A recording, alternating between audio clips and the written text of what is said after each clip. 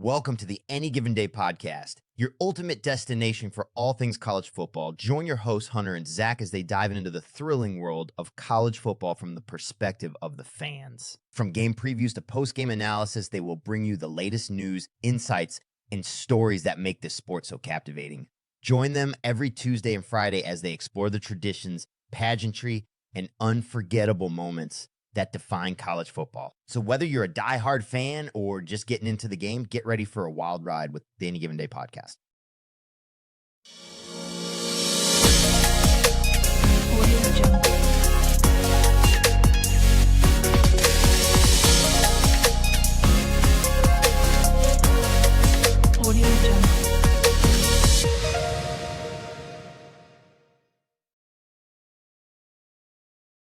Welcome back to another episode of the Any Given Day podcast.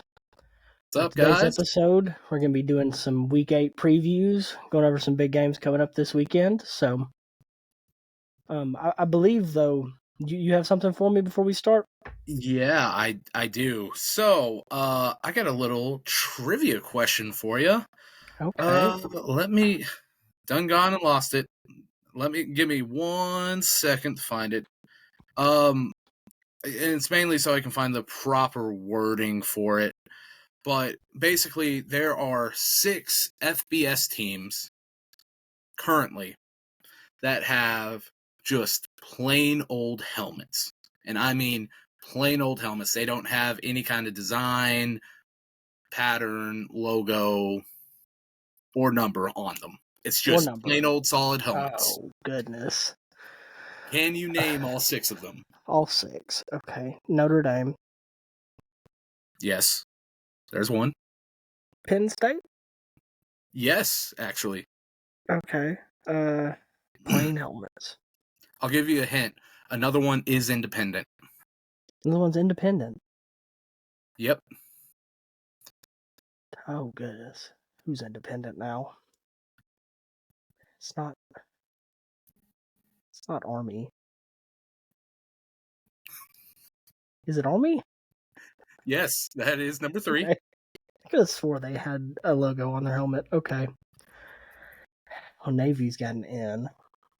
Air Force has their logo on it.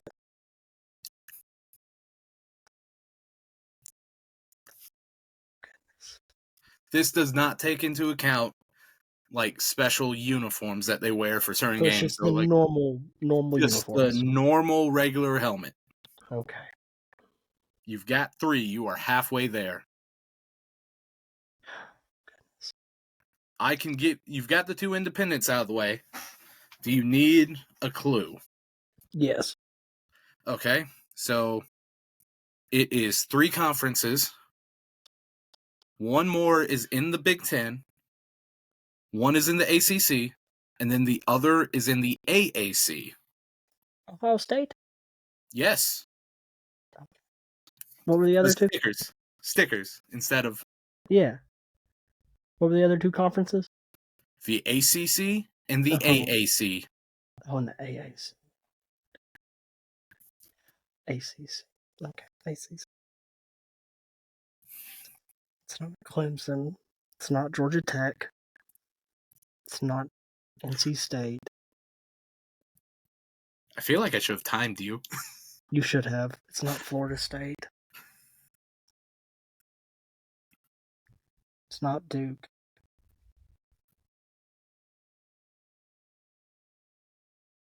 Why am I blanking on the rest of the ACC? It's not Louisville. Goodness. I will say, both of these last 2 teams are on the East Coast. On the East Coast? Theoretically. Not directly on the coast, but they're... on the eastern side of the United States. Okay. Yes.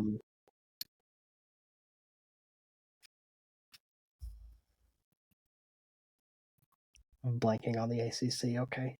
American Conference. It's not Memphis. It's not Temple. It's not Tulsa.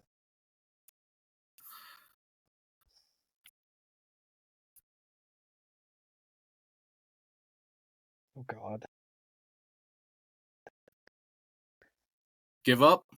Yeah, I'm blanking on both conferences. So you actually did say one of them I did. earlier. The AAC, the All-American Conference, or the American Athletic Conference, my bad, was Navy. Navy. They are the other one. I swear Navy's gotten in. Maybe they used helmet. to, but they don't have it anymore. Their standard helmet is a gold helmet. Really? Yes. And then the ACC was Boston College. God, Boston College. But you got 4 of the 6 right. I told you weren't going to look too dumb in it. It's one of those things that you don't really notice until you're asked about it, you know? Yeah. That upsets me. Don't let it. It upsets me because I like Navy a lot. Yeah. Go Navy, beat Army. I've got a grandfather had a grandfather who served in the Army, so I have to say go Army, beat Navy. That's understandable. My grandfather was in the Navy, so yep, that'll be an exciting game when we get to that one. Oh, I think we both know our sides already. We're picking. Yeah. It's a toss-up every year, so. Yeah, it is. Speaking of Army, they're playing LSU this week. That's not one of the games that we have to pick today, but that's a matchup you don't really see that often. Army going down to an SEC school. Did you see what LSU did? No, what'd they do? They painted the end zones camo. They have camo end zones. Okay, that's cool. That's cool. Yeah, it was really awesome. I thought it was really cool that they did that. Just respect to the armed forces, man. Yeah, absolutely.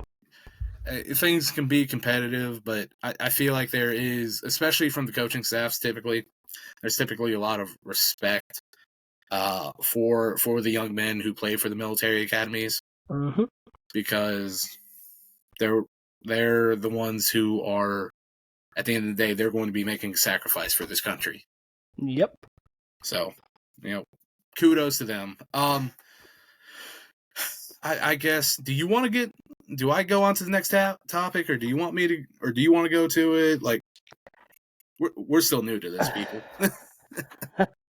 I have a very strong opinion on it, so go ahead.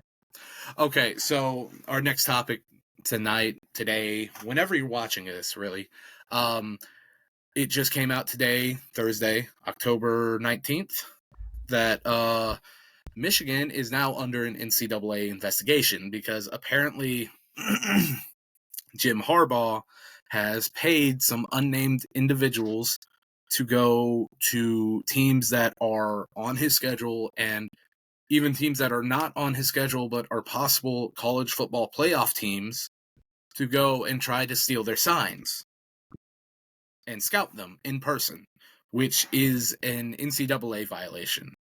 My personal belief on this situation is you can't, if you go and you're able to go and watch a TV copy and you're able to see someone's signs and then, oh, that's what that means, and you're able to figure it out, that's one thing. Or if you're able to figure it out mid-game without someone like sneaking around and recording, like secretly recording a coach or something, and you're able to figure it out kind of like they do in baseball when you got a runner on second and he's trying to steal the catcher's signs, that's one thing.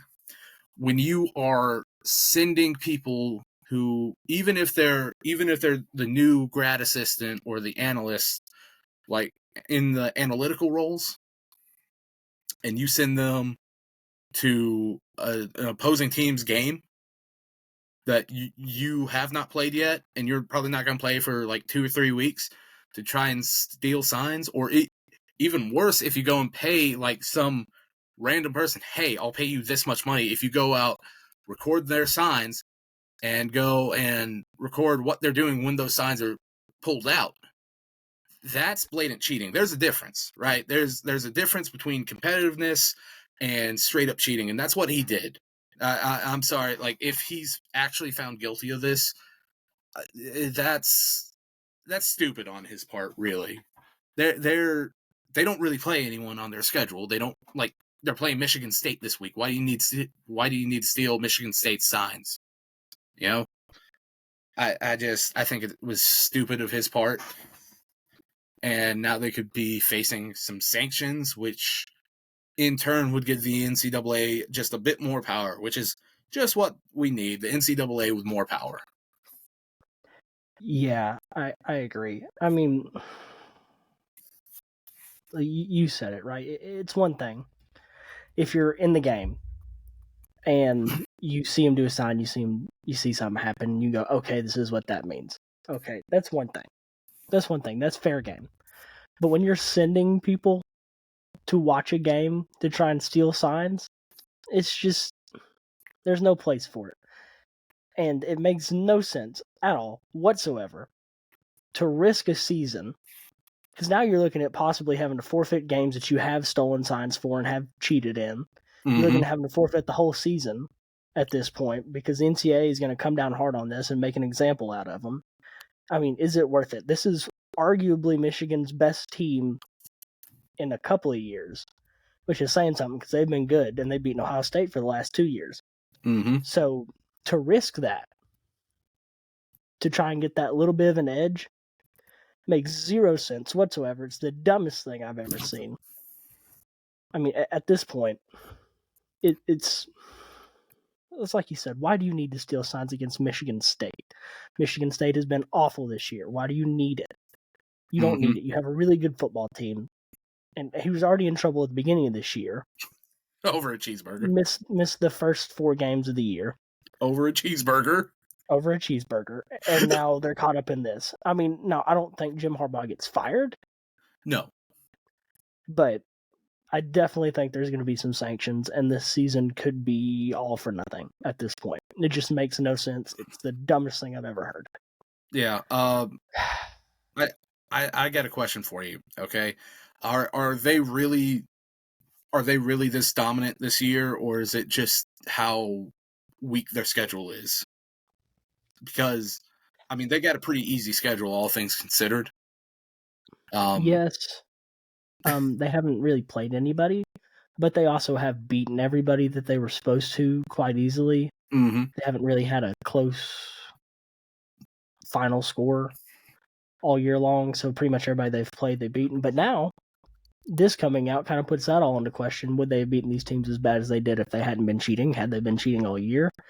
Yeah. Up to this point, who knows? I mean, sorry, you go ahead. Go ahead. It's just, it's dumb. No, go ahead, man. It's dumb.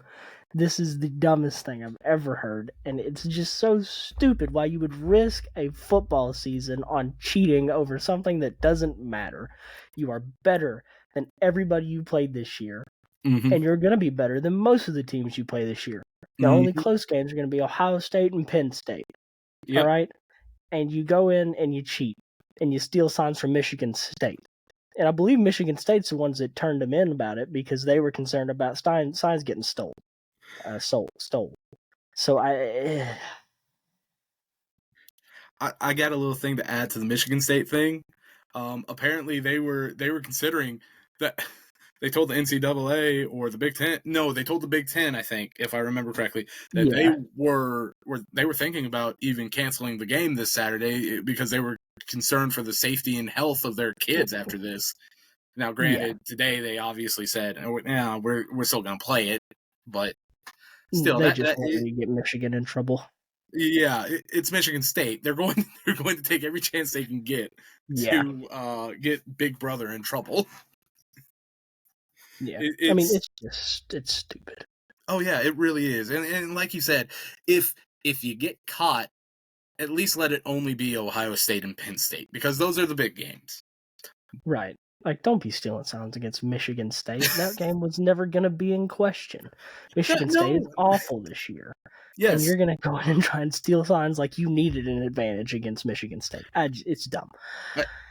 I think you could be looking at a possible, if they're charged with it, quote unquote, that you could be looking at a possible, maybe a bowl ban for this year at worst, but I doubt it I doubt it because of how much money Michigan probably brings in the postseason views and everything. But you could be looking at a possible suspension for Harbaugh. Again. And this time the NCAA would enforce it because they decided not to suspend him for the cheeseburger, and then Michigan got cute and, we're going to suspend him for the first 3 or 4 games this year. We were going to suspend him for the first 4 games, but no, we're going to suspend him for the first 3 and then 1 next year. And it's like, dude, you're already suspended for a game next year. And now you could be looking at an entire year, possibly. If they want to really make an example out of it, they could say you're done. Yeah. For the rest of this year or all of next year. There's nothing illegal about stealing signs, but there is something illegal about in the actual bylaws. There's something illegal about in-person scouting. That's where they're going to get him. And that's where they're going to come down hard on him. And he has no one to blame but himself. I'm sorry, but and we don't really talk about him that much because Ryan Day has probably one of the bigger egos in college football, if not the biggest. But Harbaugh's got a pretty big ego too. And he probably is like, I'm so smart for this. No, you're dumb. You got caught. Yeah, I mean, they got a beat Georgia sign up. They have a beat Georgia, period. Yeah. In practice. Very, very dumb. Okay, let's move on to some real football. Yeah. Let's move on to some real football. Clemson at Miami. Now the line's only Clemson by 3, and it's at Miami. I do have a question though. In your opinion, who needs this win more, Dabo or Mario Cristobal? So there's 2 schools of thought on this one for me, and just let me get this out, and then I'll turn it back over to you. You have the school of thought where you saw what happened over at Auburn with Gene Chizik. He won a national championship in 2010 and was fired after the next 2 years when they were not able to replicate that. And then you have the school of thought of, okay, well,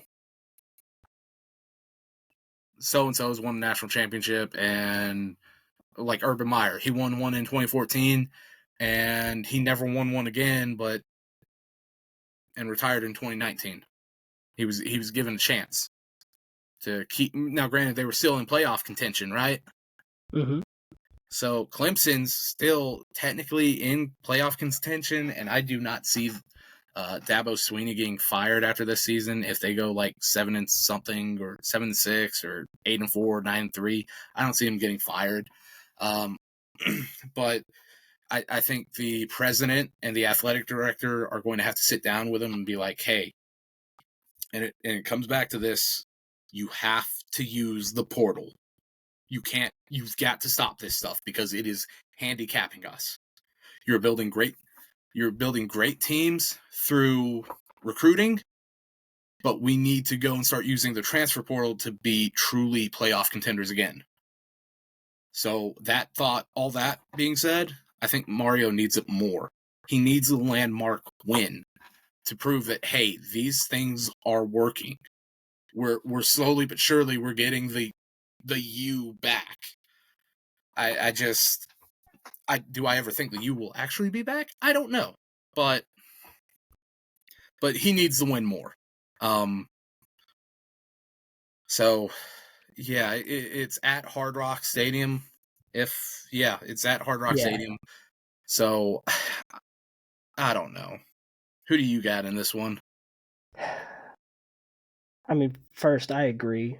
Mario needs this win more than Dabo does. I think it'd take a freaking 0-12 season for Dabo to get fired. He's like Jesus in Clemson for some reason. But, and I never thought I'd say this, but Clemson and Miami are on the same level. They're about the same talent-wise, somehow. Mm-hmm. And I never thought I'd say that over the last transfer portal. couple of years, yeah, and that's exactly what's led to this. But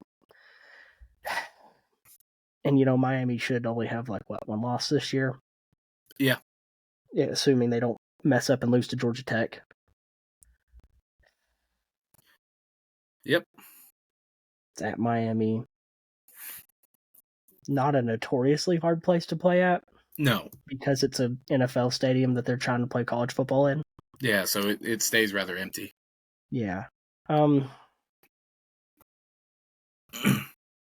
I picked Miami last week too, and they embarrassed me.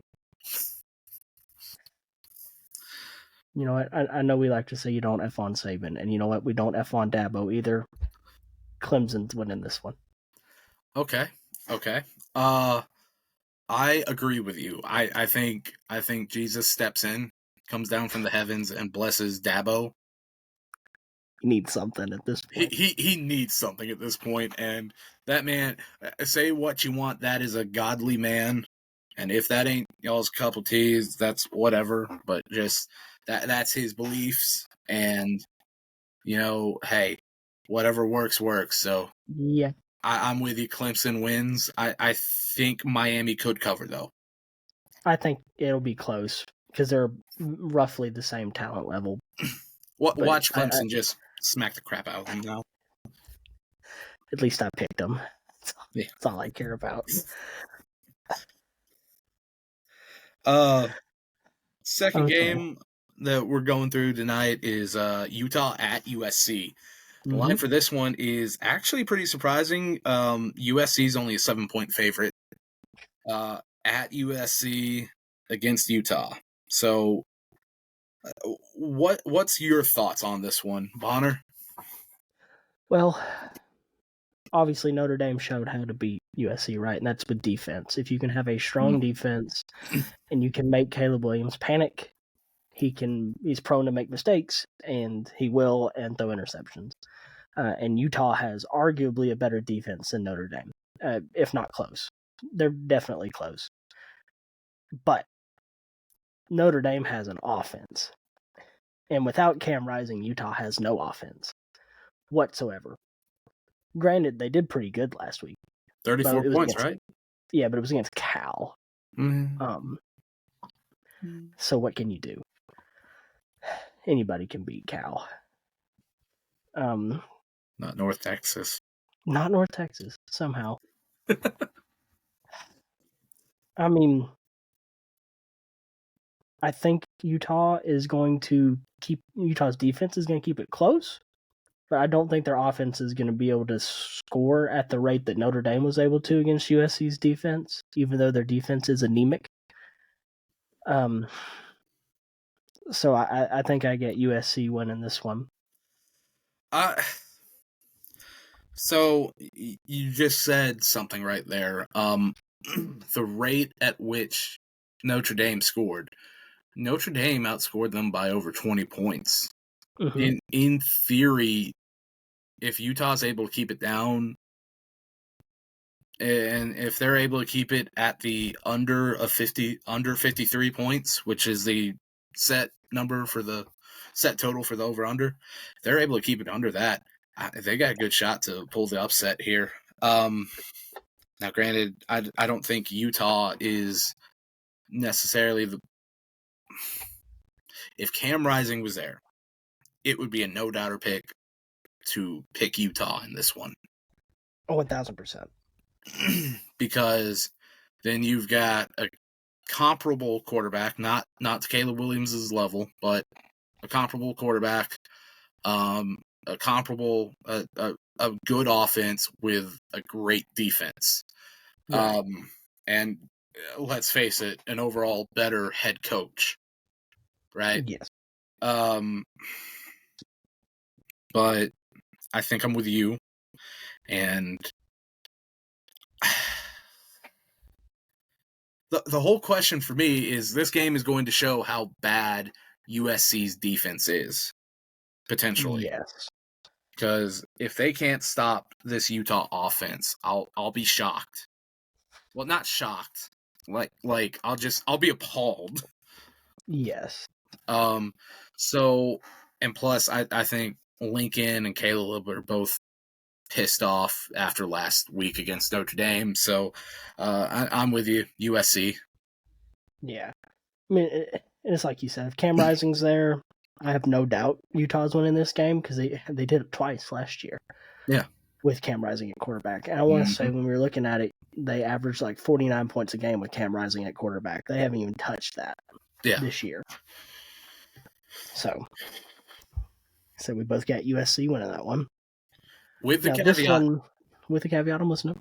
With the caveat that if all of a sudden, because apparently Cam Rising's been splitting reps with the first team over the past week or two, with the caveat that if it's a miraculous comeback and Cam Rising actually starts or plays in that game, both of our picks switch over to Utah.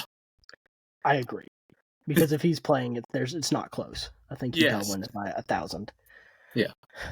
Now, this next one could be interesting. Another quarterback that could possibly play, could maybe not. Duke at Florida State. Now, Duke has done very well this year. Beat Clemson, almost beat Notre Dame. Mm-hmm. Now, the line's 14.5 by Florida State. Now, if Riley Leonard does not play, that's probably about right. Mm-hmm. If Riley Leonard does play, which he's day-to-day, according to Mike Elko. Seemed pretty positive about it. Seemed pretty positive about it. That's probably closer to like a field goal. Probably. But for me, I have Florida State winning either way. But if Riley Leonard plays, it's going to be Florida State. That's later, buddy. It's later. That's later. I have Florida State winning either way. Florida State. Sorry, didn't mean to be rude or cut you off. No, I was like, you're wait fine. a moment. Did he say what I think he did? I got distracted. Don't worry about it. So we'll get to that later. So I've been thinking about this, and what I have thought about is, and we were talking about this pre-show. I was of the mindset at first that if Riley does not come back and he does not play this week, Florida State wins this one easily. Yet if he does, I was actually thinking, they could probably pull the upset. I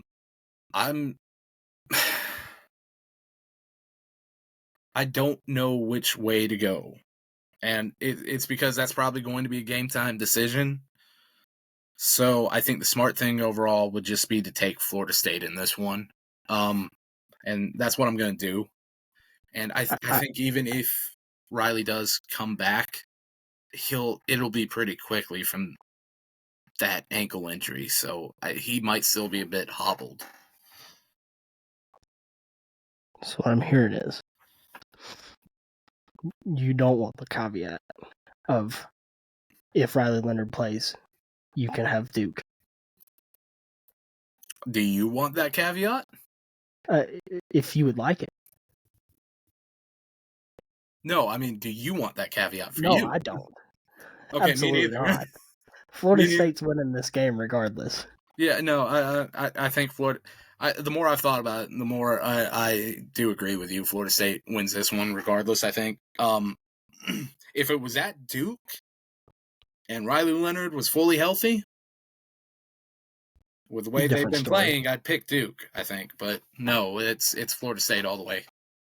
In Tallahassee, it just ain't. I'm glad you've seen the light, brother. Whoops. Quit. Oh no, the cat.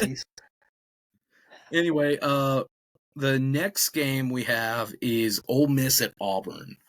The line for that one is Ole Miss 6.5 minus 6.5. I don't really know how to say about much to say about this one. Auburn's got a slightly better defense than Ole Miss, so I don't know what that really tells you. But you go. I'll hear you out on this one. Well, I think Auburn has a much better defense than Ole Miss. Significantly better. But I think Ole Miss has a significantly better offense than Auburn. And you know what they say. 7 o'clock kickoff at Jordan-Hare. Ooh, Freaky voodoo magic. freaky voodoo magic.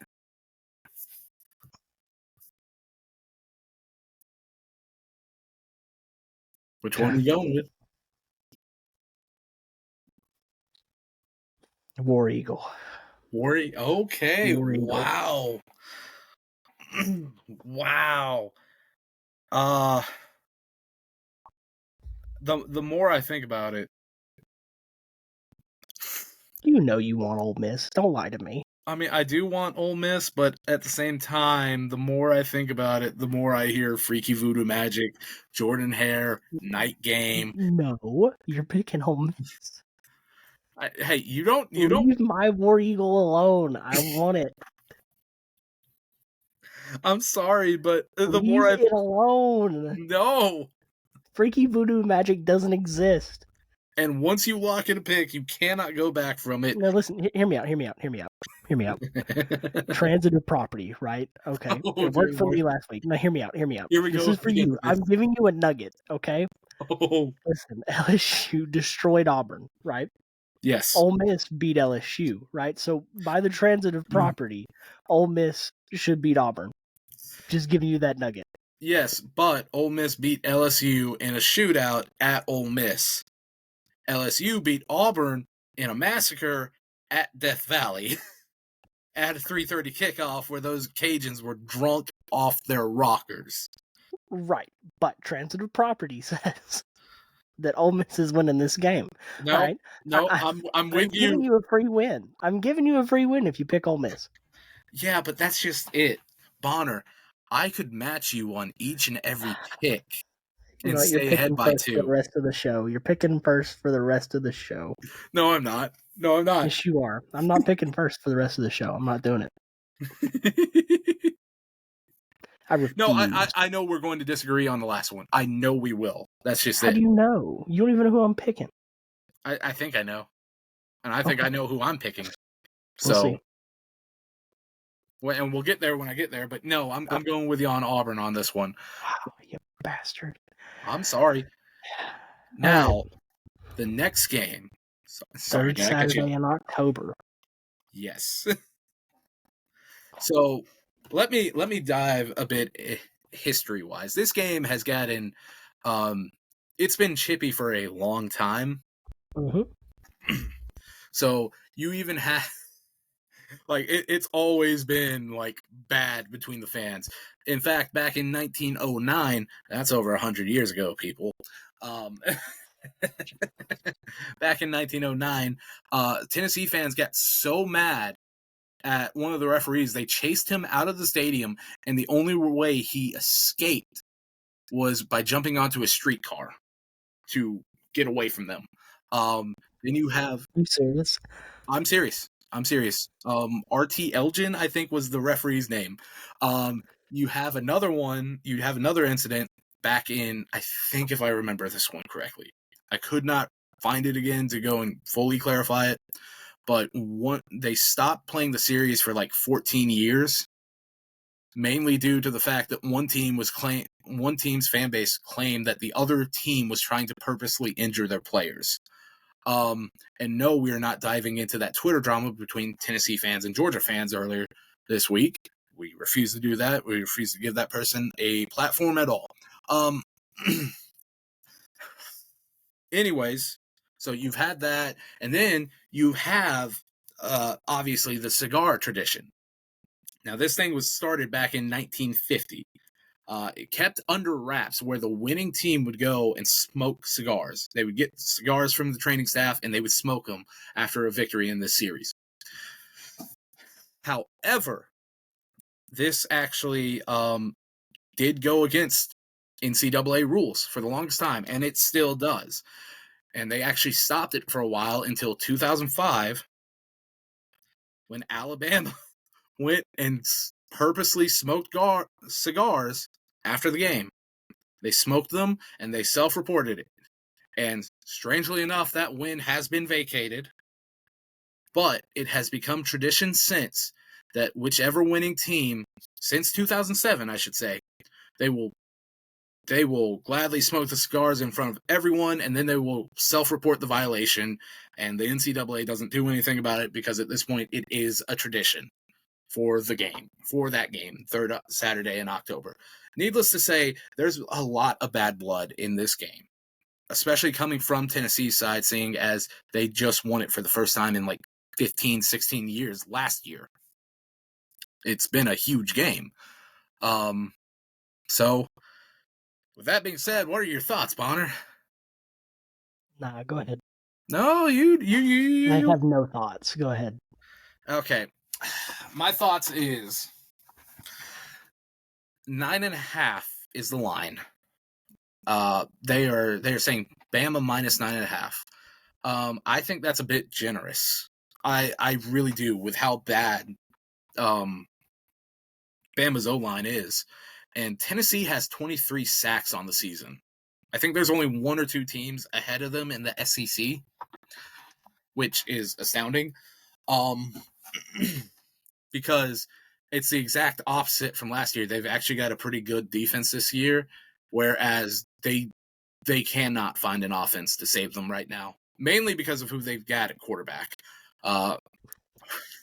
which is another thing they got in common with Bama right now. They don't have a quarterback. Yeah, neither team really has one. Now, granted, I will give Bama props. Jalen Milroe has actually looked really good the last 2 weeks. And you could say that that's because, those teams didn't have a pass defense. But, end of the day, he's got a bit more. He's had a better overall look over the past 2 weeks compared to Joe Milton, who still cannot finesse the ball for a thing. Honestly, this game, it should have printed on the tickets, hey, be in the first 20 rows at your own risk, because we got no clue where the footballs are going. All that being said, you look at Alabama's O-line, it's terrible. Overall, it is a terrible offensive line this year. No way you can say anything otherwise. How many times Milroe's gotten sacked? Any quarterback behind that offensive line has gotten sacked this year. It's been bad. But at the end of the day, I think they have more of an offense than Tennessee does. So I'm picking Alabama to win this. Not to mention revenge game. Saban and them lost to him last year in Knoxville. This year it's back in Tuscaloosa. Those Bama fans are going to be rowdy. Give me Bama, but Tennessee covers on the spread. They covered the spread. Now that you've made your points, I have some points. Oh, no.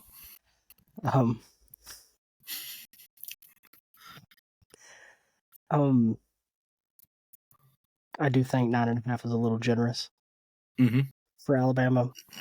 Tennessee's defense, 23 sacks on the year. Alabama's given up a bunch in the last 4 weeks. I don't remember the exact number. We talked about it last episode. Too many. 19 in the last 5 games, 4 or 5 games, I think. I think it's like 19 in the last 4, something like that. So, but Joe Milton's awful. I mean, awful. I mean, Tennessee's whole offense relies on a quarterback that can throw accurately and far, and Joe Milton's got one of those. He can throw 90 yards from his knees.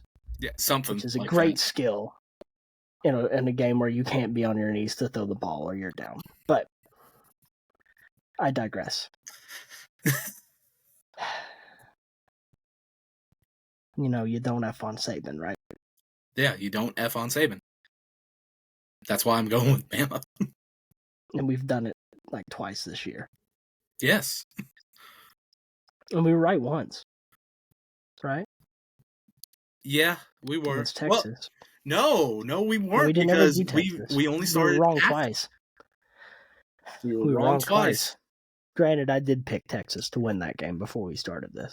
Yeah, well, we were supposed to start, and then someone's wife decided to give birth. Listen, it's not my fault. I didn't plan it. Great, it's happy for you, great for you, but yeah. Unfortunate, but I'm happy. So it's what it is, No one's mad at you for having a kid. You know what? You know what? Tennessee's winning this game. Back to back. Rocky Top. Tennessee's winning. Okay, wow. I'm actually shocked you went there. I am effing on Saban. Okay.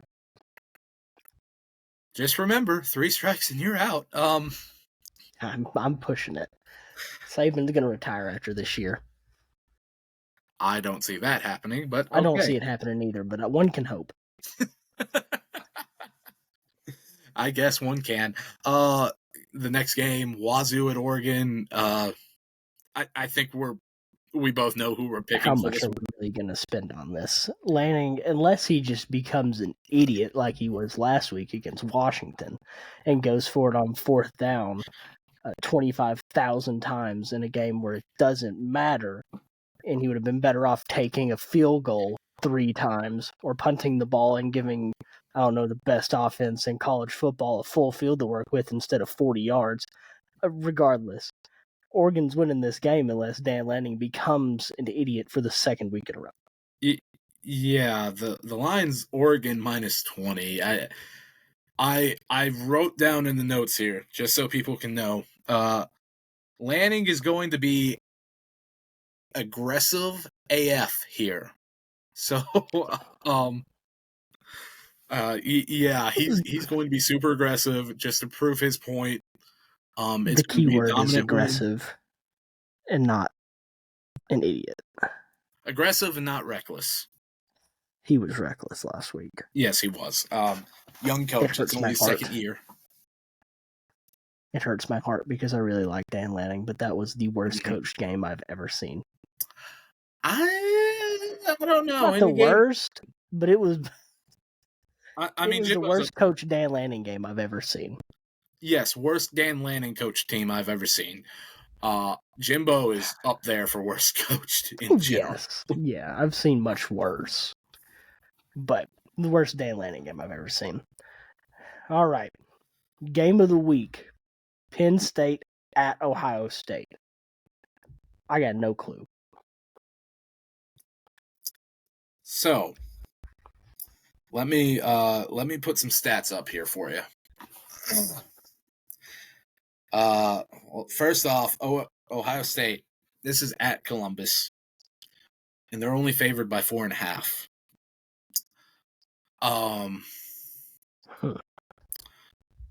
Penn State has the 2nd best scoring defense in the country. They're only allowing 8 points a game on average.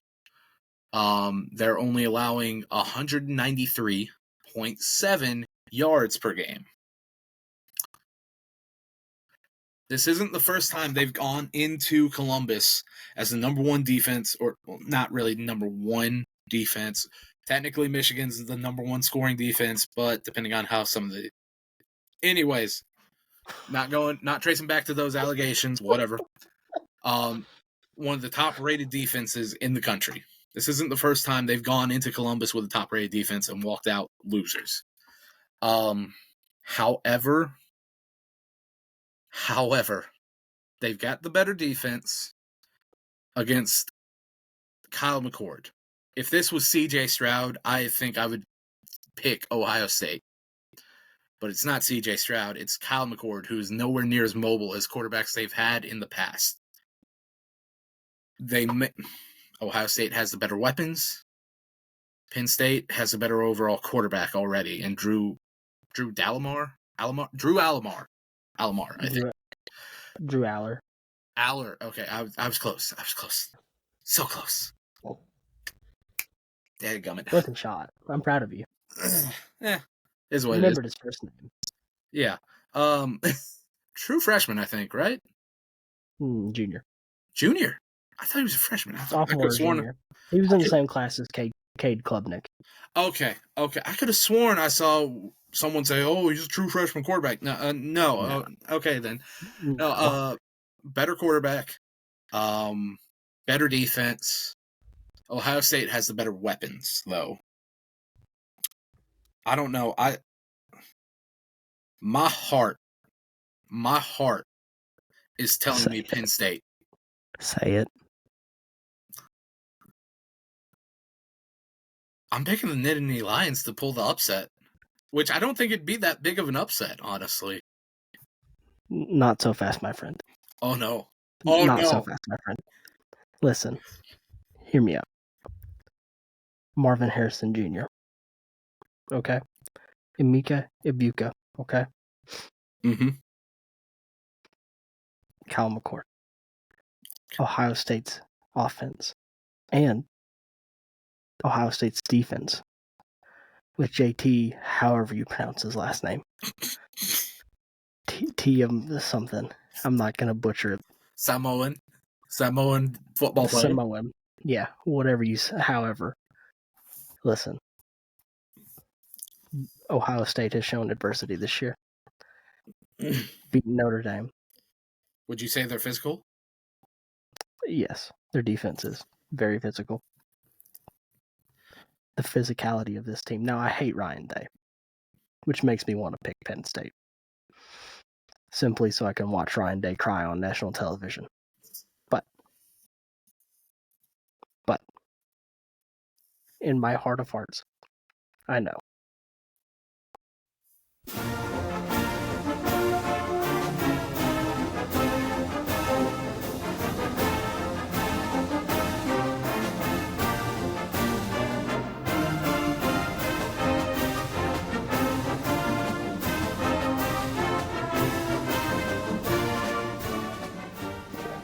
Go Buckeyes. Go Buckeyes. Go Buckeyes. Just know, if the Nittany Lions win, I'm bringing the Penn State music on the review. I did it once before, I will do it again. In my heart of hearts, I know Ohio State's winning this game. As much as I want to watch Ryan Day cry on national television, Ohio State's going to win this game. I hate Ryan Day. I really do. More than I hate Lincoln Riley. It's a toss-up for me. It is a toss-up for me. Ryan Day, though, ego is unmatched. Lincoln Riley at least halfway seems humble at times. I don't know. The way he went after Lou Holtz rubbed me the wrong way. But yeah, Lou Holtz is beloved. You can't go after the coach. Old coach, you can't. All right. Well, I believe that's all we got time for today. You got any closing thoughts, arguments? Let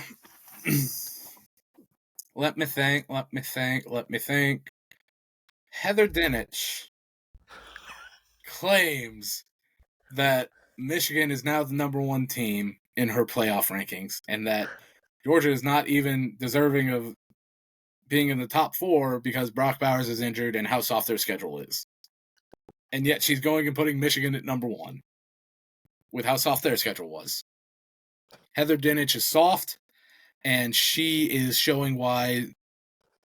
Well, I won't say that. That could get us canceled. Anyways, great seeing you guys. Have a great day, night, evening, afternoon, whatever. Yeah, I'm going to stay out of that one, big dog. Oh, yeah, me too. Thanks for watching, guys. Like and subscribe and all that jazz, please. Thanks for listening to another episode of the Any Given Day podcast. Make sure to subscribe to the show on Apple Podcasts, Spotify, and YouTube. You can find us under the name Any Given Day Podcast. Stay updated with our latest episodes and insights. And don't forget, the next episode will be out Tuesday, where we will review some of the big games from this weekend. Until then, keep the spirit of the game alive, and remember, in the sport, anything can happen on any given day. See y'all in the next play.